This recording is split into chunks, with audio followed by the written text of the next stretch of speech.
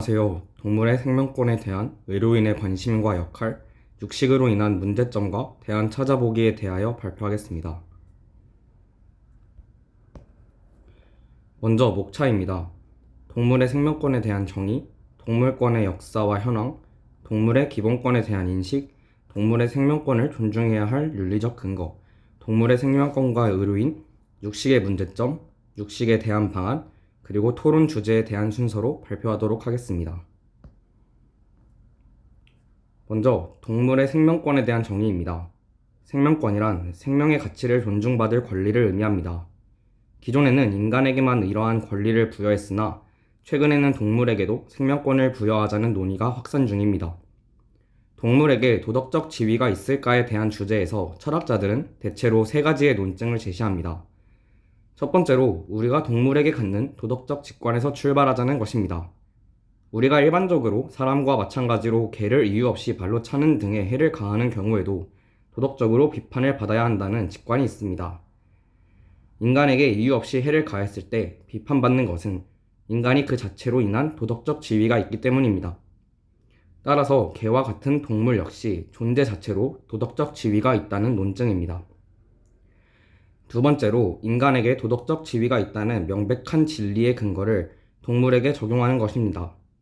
이는 성별과 인종, 개인의 특성에 상관없이 똑같이 존중해 주어야 한다면 어떤 종에 속하는지와도 상관없이 역시 동등하게 존중해 주어야 한다는 것입니다. 세 번째로 가장자리 인간 논증 활용을 하는 것입니다.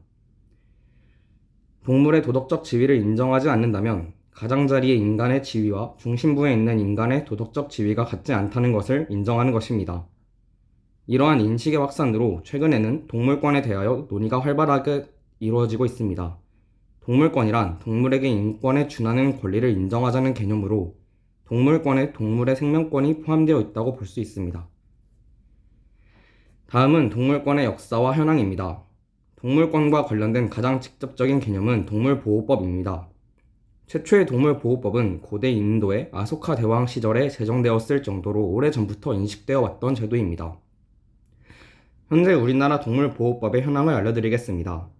현재 우리나라의 민법에서 동물은 권리의 주체가 아닌 객체이며 물건으로 취급됩니다. 마찬가지로 형법에서 동물은 재물로 취급되며 피해를 입힐 경우 재물손괴죄를 적용합니다. 단 2021년 9월 민법 개정안에서 동물은 물건이 아니다 하는 조항을 발의했습니다. 이 조항은 동물은 가족 구성원으로 여기고 동물 보호 의식이 높은 사회적 요구가 반영된 것으로 대체로 긍정적으로 평가되고 있습니다.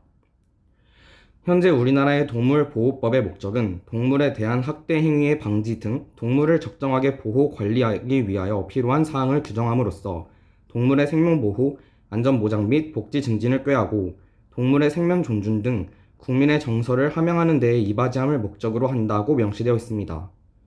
기본 원칙으로는 동물이 본래의 습성과 신체의 원형을 유지하면서 정상적으로 살 수 있도록 할 것, 동물이 갈증 및 굶주림을 겪거나 영양이 결핍되지 아니하도록 할 것, 동물이 정상적인 행동을 표현할 수 있고 불편함을 겪지 아니하도록 할 것, 동물이 고통, 상해 및 질병으로부터 자유롭도록 할 것, 동물이 공포와 스트레스를 받지 아니하도록 할 것을 삼고 있습니다. 다음은 동물의 기본권에 대한 인식입니다. 동물권을 헌법에 명시하자는 주장에 대해 어떻게 생각하느냐에 대한 설문조사는 결과는 다음과 같았습니다. 이를 통해 동물권에는 찬성하지만 동물권의 보호와 의무화하는 것에는 미온적인 반응을 보인다는 것을 알 수 있습니다. 또한 동물은 물건이 아니다 라는 문장에서 동물이 정의하는 범위에 대한 조사에서도 대체로 인간과 접점이 많고 심리적으로 가까운 반려동물, 동물원 동물만을 보호 대상으로 보며 농장이나 실험동물 등의 인식은 아직까지 인간이 이용하는 물건에 머물러 있는 이중성이 보인다는 것을 확인할 수 있습니다. 다음은 동물의 생명권을 존중해야 하는 윤리적 근거입니다. 인간 중심주의와 동물 중심주의에 대한 철학적 주장을 통하여 설명하도록 하겠습니다. 인간 중심주의란 인간을 다른 자연적 존재들보다 우월하고 귀한 존재로 파악하여 자연을 인간의 생존과 복지를 위한 수단으로 여기고 유용성을 기준으로만 자연을 인식, 인간만의 생명권, 자유권과 같은 기본적인 권리를 지닌다고 보는 것입니다. 철학자 아리스토텔레스는 식물은 동물의 생존을 위해, 동물은 인간의 생존을 위해서 존재한다고 주장했으며, 칸트는 동물에 대한 우리의 의무는 인간성 실현을 위한 간접적, 도덕적 의무에 불과하다고 주장했습니다. 이러한 인간 중심주의는 자연을 남용하고 훼손하여 생태계 위기와 환경 문제를 초래합니다. 동물 중심주의는 생태계 구성 존재 중 동물에 강조점을 두는 관점으로 즐거움과 고통을 느낄 수 있는 동물도 도덕적 고려의 대상으로 보았습니다. 철학자 벤담은 동물을 대응하는 데 있어서 고려해야 할 점이 이성을 지니고 있거나 말을 할 수 있는지가 아니라 고통을 느낄 수 있는가 라고 주장했습니다. 밀 역시 도덕은 인간만이 아니라 쾌락과 고통을 느낄 수 있는 동물에게도 적용될 수 있다고 보았습니다.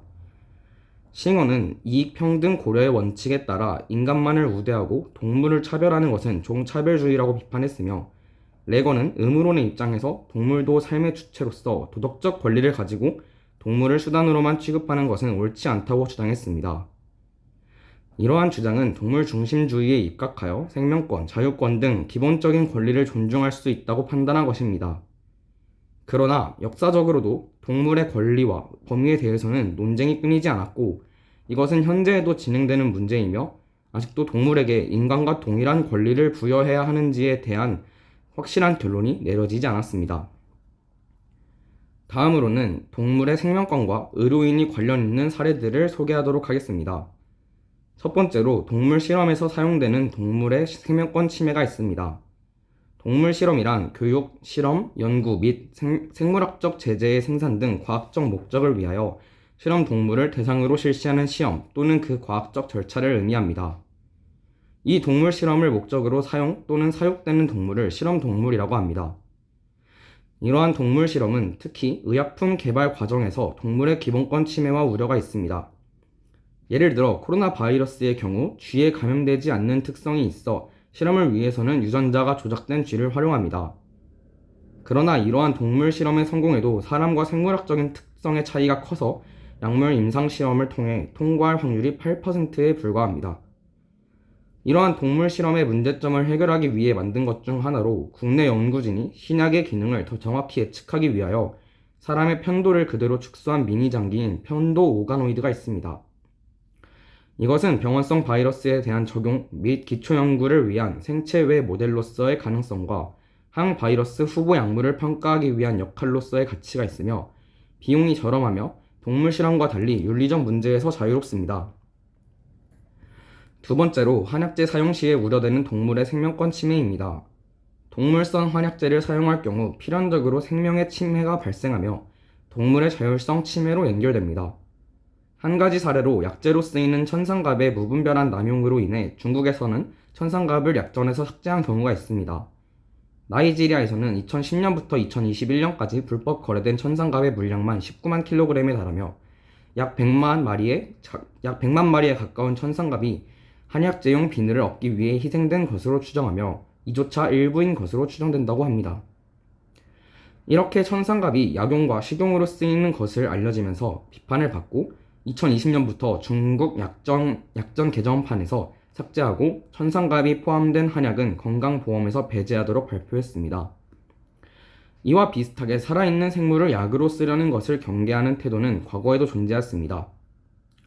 손사막의 대의정성을 보면 가축을 천하다 하고 사람을 귀하다 하지만 목숨을 아끼는 데 있어서는 사람이나 가축이나 한결같다. 산 것을 죽여 생명을 구한다면 생명의 이치에 더욱 요원해진다라고 명시되어 있습니다. 이를 통하여 과거에도 동물의 생명에 대한 권리가 존중되어야 한다는 인식이 있었으며 의료인으로서 이를 의식해야 한다는 점도 알 수 있습니다. 현대에는 사이티스라는 국제적 협약을 통해 멸종 위기에 처한 동식물의 생명권을 보존하고 추가적인 침해를 막는 전 지구적 노력이 이루어지고 있으며, 한의사로서는 이 협약을 준수할 의무와 함께 동물의 생명권을 보전해야 한다는 윤리적 의무감도 부여받았습니다. 세 번째로 동물을 위한 한의학의 기여입니다. 현대의 수의사들 중에서는 동식물을 치료할 때 인체용 침을 사용하고 변증 진단을 통해 동물들에게 적합한 한약을 사용 중입니다. 한방수의학은 수의학뿐 아니라 한의학과도 밀접한 관계가 있습니다. 현행법상 동물의 진료는 수의사만이 가능하지만 관련 분야에서 활동하는 한의사도 존재하며 강아지용 한방 보양제를 판매하거나 송아지 설사를 치료하는 한약제제를 개발하기도 합니다. 특히 가축들의 항생제 오남용과 집단 발병 등이 문제되는 상황에서 한의학은 하나의 대안이 될 수 있으며 전문성을 갖춘 한의사들이 노력한다면 더욱 다양하게 응용이 가능하다고 합니다. 이러한 노력의 일환으로 서울대학교 동물병원에서는 일반적인 근골격계 및 신경질환 치료와 더불어 진단이 어렵고 복잡한 만성의 노령성, 난치성 질환들에 대해 한방 수의학을 통해 치료할 예정이라고 합니다. 또한 서울대학교 동물병원은 위급한 동물 환자를 즉시 수용할 수 있는 자체 응급실을 갖춤으로써 동물이 사람과 같이 적절한 시기에 치료를 받을 수 있도록 생명권을 보전할 수 있는 시스템을 갖추고 있습니다. 다음으로는 저희가 조사한 육식의 문제점들입니다. 육식의 문제점들은 크게 세 가지가 있습니다. 첫 번째로는 환경의 문제입니다. 현재 지구상에서 키워지는 가축은 닭이 약 230억 마리, 소가 약 15억 마리, 돼지와 양이 각각 10억 마리 정도가 있습니다. 이 많은 가축들을 먹이기 위해 사용되는 농지는 전체 지구 육지의 약 30%이며 특히 전체 지구의 농지 중에서 가축 사료용으로 사용되는 농지의 비율은 약 80%에 육박합니다. 또한 2001년 지구환경보고서에 따르면 세계 육류 소비는 1950년 4,400만 톤에서 1999년 2억 1,700만 톤으로 거의 5배나 증가하였으며 이는 인구 성장의 2배에 해당합니다. 이 모든 작물을 키우기 위한 물 사용량을 계산하다 보면 지구 전체 물의 약 25%를 소비하는 것입니다. 그리고 축산업 자체가 사료를 재배하고 축사의 온도를 유지하고 도축하는 과정에서 많은 에너지를 소비하고 그 과정에서 온실가스가 대량으로 배출되어 지구온난화에 일조합니다. 2017년 UN 식량농업기구 보고서에 따르면 축산업에서 발생하는 온실가스 배출량은 전체의 14.5%에 해당합니다. 이러한 사례들을 볼 때 육류의 과다한 섭취는 농지 개발로 인한 산림 파괴, 물 부족, 온실가스로 인한 지구온난화를 야기할 수 있습니다. 두 번째로 효율의 문제입니다. 동물을 기르기 위해 사용되는 사료용 작물의 영양소 중에서 오직 일부만이 고기의 열량으로 전환됩니다. 즉, 사료 대비 육류 열량이 비율이 낮습니다.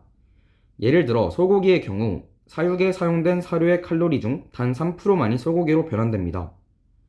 육류를 생산하기 위해 많은 작물이 필요하지만 인류가 섭취하는 칼로리의 18%만을 생산한다고 합니다. 동물에게 먹이는 모든 식량을 인류에게 사용한다면 약 35억 명의 인구를 먹일 수 있다고 하는데 이는 굉장히 낮은 효율을 의미합니다. 세 번째로 생명과 윤리의 문제입니다. 전 세계에서 매일 약 2억 마리의 동물이 도축되며 매년 740억 마리가 도축됩니다.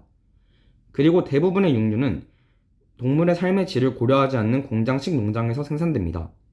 많은 돼지들은 창문이 없는 거대한 창고에서 사육되며 햇빛을 보지 못하고 많은 젖소들은 우유의 대량 생산을 위해 송아지를 계속하여 출산하여 출산된 송아지는 어미소와 떨어져서 지내야 합니다. 또한 소를 사육할 때 지나치게 좁은 우리 환경으로 전염병이 발생할 수 있어 항생제를 대량으로 투여하는데 그렇게 되면 항생제에 내성이 있는 세균이 등장할 가능성이 높아집니다. 또한 닭은 서로가 지나치게 가까이 붙어 사육되다 보니 정상적인 사회적 관계를 형성할 수 없어 서로 간의 싸움이 벌어집니다. 이때 서로 싸우지 못하도록 부리와 발톱을 잘라버리고 상업적 가치가 떨어지는 수컷 병아리는 태어나자마자 분쇄기로 들어가 갈리게 됩니다. 이러한 비도덕적인 공장식 농장의 형태를 고발하고 육식의 도덕적 문제에 대해 생각해 볼 수 있도록 하는 매체가 봉준호 감독의 영화 옥자에서 잘 드러나고 있습니다. 육식의 윤리성은 윤리 공동체의 범위, 도덕적 고려 대상의 범위에 크게 좌우되는데 동물을 윤리 공동체의 일원으로 간주하는 동물 중심주의에 따르면 우리는 동물의 이익, 고통, 권리를 고려하고 존중해야 합니다. 앞서 동물 중심주의를 주장한 피터 싱어는 이익평등 고려의 원칙을 동물에게도 동등하게 적용시켜야 한다고 주장했습니다. 인간의 이익을 동물의 이익보다 크게 놓으면 동물의 희생을 정당화시키는 것이 가능합니다. 아주 사소한 인간의 이익을 위한 것이라면 그 희생은 도덕적으로 정당화하기 불가능하며 육식은 인간의 사치일 뿐 필요가 아니라고 주장할 수 있습니다. 따라서 육식은 우리의 생존을 위해 필요한 것이 아닌 선호의 문제의 경우 동물들의 삶의 복지가 보장되는 환경에서 사육되어야 하며 제공된 고기는 도덕적으로 허용이 가능하나 식탁 위의 고기는 검증이 어려우므로 결론적으로 채식주의가 바람직하다 역설했습니다.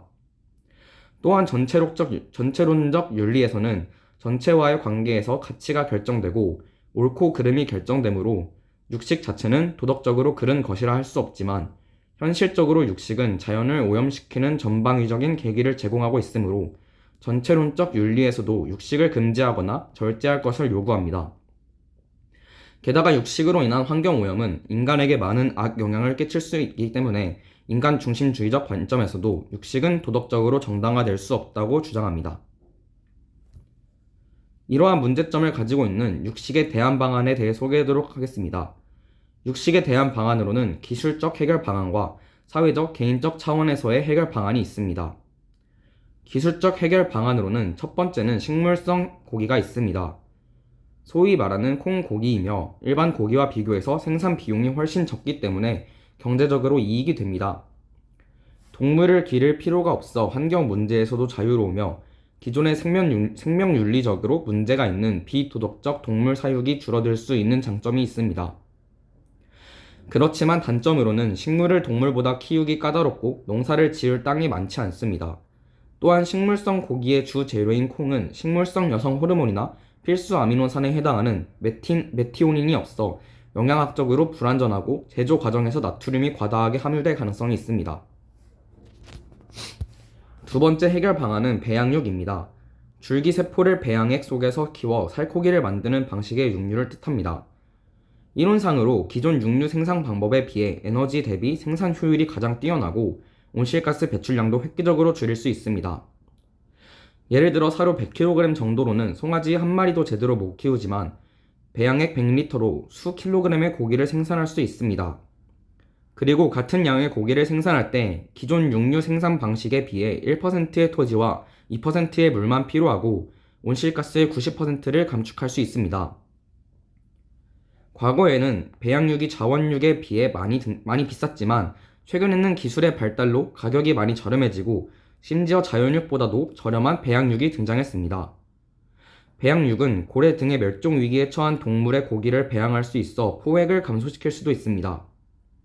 그러나 세포의 오염을 막기 위하여 여전히 항생제가 쓰이며 배양육에 쓰이는 세포가 증식하는 데 한계가 있어 모체가 되는 동물로부터 지속적으로 세포 조직을 채취해야 하는 단점이 있고 배양육이 자연육보다 저렴해질 경우 기존의 육류 생산을 위해 길러졌던 동물 품종이 생물학적으로 도태가 될 수 있습니다. 오랜 기간을 거쳐 인간이 기르기 적합하도록 개량되었기 때문에 야생에서 스스로 살아갈 능력이 부족하기 때문입니다. 따라서 기존의 가축 품종들의 동물권 침해로 이어질 수 있는 역설적 상황이 발생할 수 있습니다. 그렇기 때문에 사회적, 개인적 차원에서 윤리적 태도를 지닌 해결 방안이 필요하다고 생각합니다. 먼저 사회적 차원에서는 육식 저감 행동 유도를 위한 커뮤니케이션 전략이 필요합니다. 이러한 커뮤니케이션은 예를 들어 각 분야 전문가가 강연하는 교양 프로그램 전문적이고 객관적인 지식 커뮤니케이션이 이루어져야 하고 때로 신뢰성 있는 전문가를 통해 제공되어야 합니다. 그리고 보편적 원칙에 따른 구체적인 가이드라인이 제공되어야 합니다. 이는 행동을 유도하기 위한 기본적 효과적인 방법을 활용해야 하며 실생활을 고려한 유연하고 다양한 대안 제시도 필요합니다. 이러한 해결 방안의 좋은 예시로 2019년 스웨덴의 민간단체 Eat Lancet 위원회가 제시한 지구 건강식이 있습니다. 이 프로그램 내용은 개인 건강과 기후 위기 대응을 위해 전 세계적으로 붉은 고기와 설탕 소비는 50% 줄이고 견과류, 과일, 채소, 콩류는 2배 이상 늘려야 한다는 전체적인 목표를 제시하며 개인 차원의 식단을 제시하는 것입니다. 개인적인 차원에서는 채식주의와 같이 육류를 소비하지 않는 식습관을 실천하여 육류의 소비를 감소하려는 노력이 필요합니다. 일주일에 하루나 이틀 또는 고기를 먹지 않는 날을 설정하여 고기를 덜 먹는 쪽으로 식습관을 개선하면 육류의 과다 소비를 막는 좋은 노력이 될 것입니다. 그리고 육류를 구입할 때 동물 복지와 같이 생산 이력에서 동물의 생명권을 존중하였는지를 확인하여 구입하는 노력이 필요합니다. 동물 복지란 인간이 동물에게 미치는 고통이나 스트레스 등의 괴로움을 최소화하여 동물의 심리적 행복을 실현할 수 있도록 하는 것을 의미하며 식용으로 소비되는 소, 돼지, 닭 등의 가축이 청결한 곳에서 적절한 보호를 받으며 행복하게 살 권리를 포함하는 것입니다. 이러한 마크는 대한민국에서는 농림축산식품부에서 인정하고 있습니다. 마지막으로 저희 조가 제시할 토론 주제는 다음과 같습니다. 첫 번째로 동물 실험 등으로 인하여 불가피하게 동물을 희생하는 상황일 때 최소한의 동물권을 지키기 위해서는 어떤 노력을 기울여야 할까? 두 번째로는 콩고기, 배양육 등이 육식의 대체제로 주목받지만 그것을 생산하는 기술이 부족한 개발도상국과 선진국의 불평등이 발생하는 것은 윤리적으로 어떤 문제가 있으며 어떻게 해결해야 할까입니다. 저희가 조사한 출처는 다음과 같습니다.